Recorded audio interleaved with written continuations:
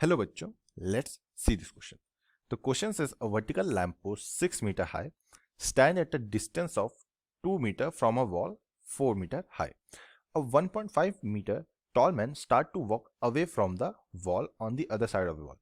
In line with the lamppost, the maximum distance to which the man can walk remaining in the shadow. And our option is option number A 5 by 2, option number B 3 by 2, option number C 4, option number D none of these. सो यहाँ पे बच्चों हमारा क्या की concept है? यहाँ पे जो हमारा की कंसेप्ट है बच्चों वो है हमारा प्रॉपर्टीज ऑफ सिमिलर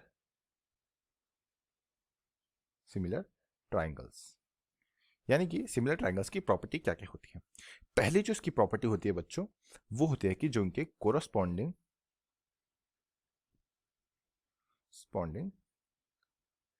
एंगल्स जो होते हैं वो क्या होते हैं? इक्वल्स होते हैं। यानी कि इनके जो कोरस्पॉन्डिंग एंगल्स होते हैं वो इक्वल होते हैं। सेकंड की कंसेप्ट क्या है? जो इनके कोरस्पॉन्डिंग साइड्स होती हैं, साइड्स ये क्या होती हैं? Are within same ratio, कि इनका जो रेशियो होता है वो सेम होता है। नाउ अब हम अपने गिवन क्वेश्चन की फिगर में चलते हैं। तो हमें यहाँ पे क्या गिवन है? हमें गिवन है कि एक वर्टिकल लैंप पोस्ट है 6 मीटर हाई। यानी कि अगर हम एक लैंप पोस्ट बनाए तो ये एक लैंप पोस्ट है, बच्चों। इसकी जो हाइट है वो हमें गिवन है 6 मीटर। अब क्या बोला है? Stand at a distance of 2 metre away from a wall. यानी कि यहां पे एक वॉल है बच्चों, ये एक वॉल है और इन दोनों के बीच का जो डिस्टेंस है यह है 2 मीटर। यह है 2 मीटर और इस वॉल की जो डिस्टेंस थी वो हमें गिवन थी यहां पे 4 मीटर की। नाउ अब क्या बोल रहा है? ये बोल रहा है a man 1.5 metre tall start walk away from the wall to on the other side in which the lamp post the maximum distance to विच।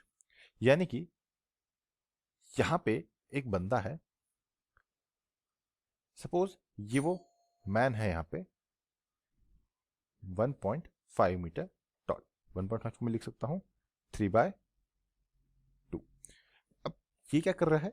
ये वॉक कर रहा है। अब यहां पे बच्चों अगर हम इसको मिलाएं, यहां पे हम इसको मिलाएं तो यहां से अगर हम इसे मिलाएं तो हमारी कुछ फिगर ऐसी बनेगी और ये इसका बेस है। नाउ तो अब हम इसको नाम दे देते हैं। तो उसको नेम करते हैं। ये हो जाएगा हमारा A B C D E F N ji.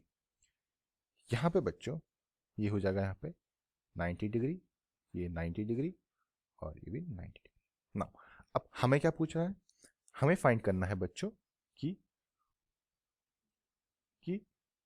in with the lamp post the maximum distance to which the man can walk remaining in the shadow। यानी कि हमें वो पूछ रहा है इतने का डिस्टेंस सी से लेके डी तक, यहां तक जितनी शेडो है।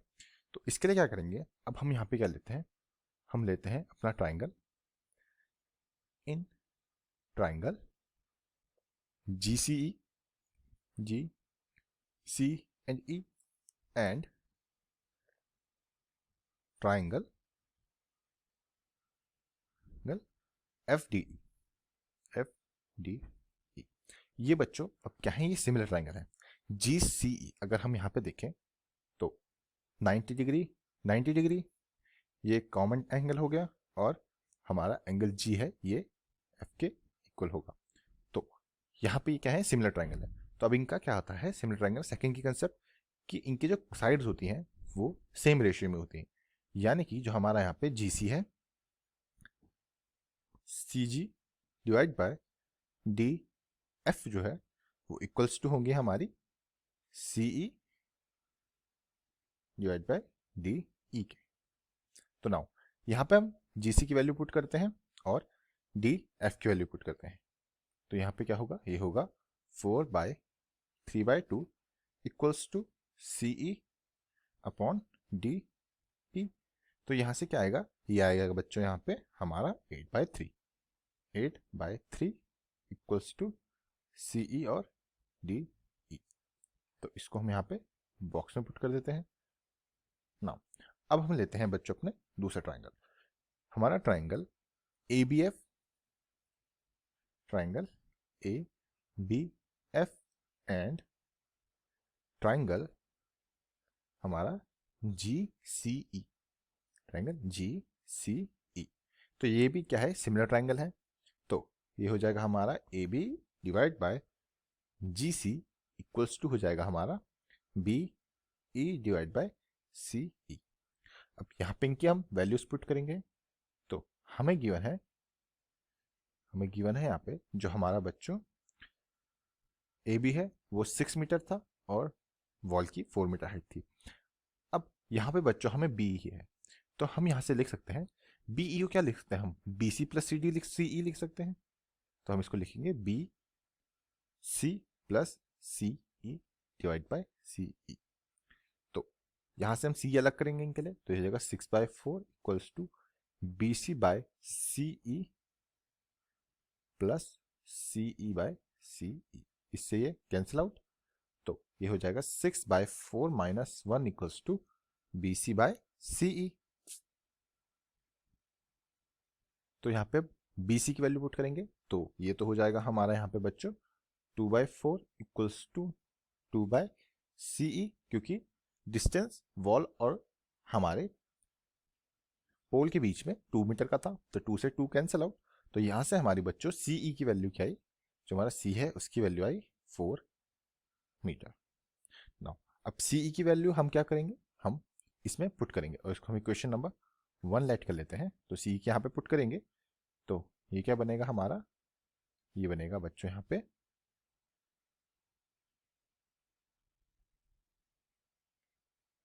put the value of CE in equation first। इसमें पुट करते हैं, तो ये बनेगा हमारा यहाँ पे CE by DE equals to 8/3 था, CE की value 4 by DE equals to 8/3।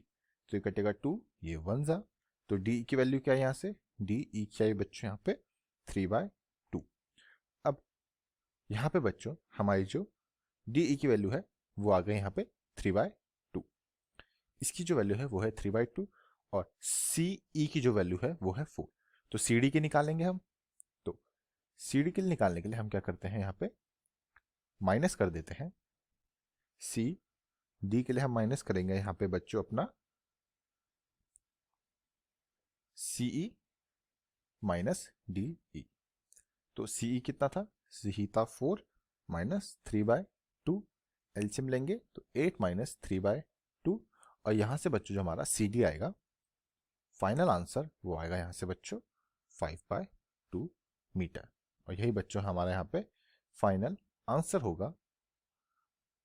और ये आंसर हमने फाइंड किया है बाय यूजिंग अ की concept which is similar triangle की प्रॉपर्टी से, and also the option number 1 is the correct option. Hope बच्चों आपको ये क्वेश्चन समझ आया होगा, एंड बेस्ट ऑफ लक।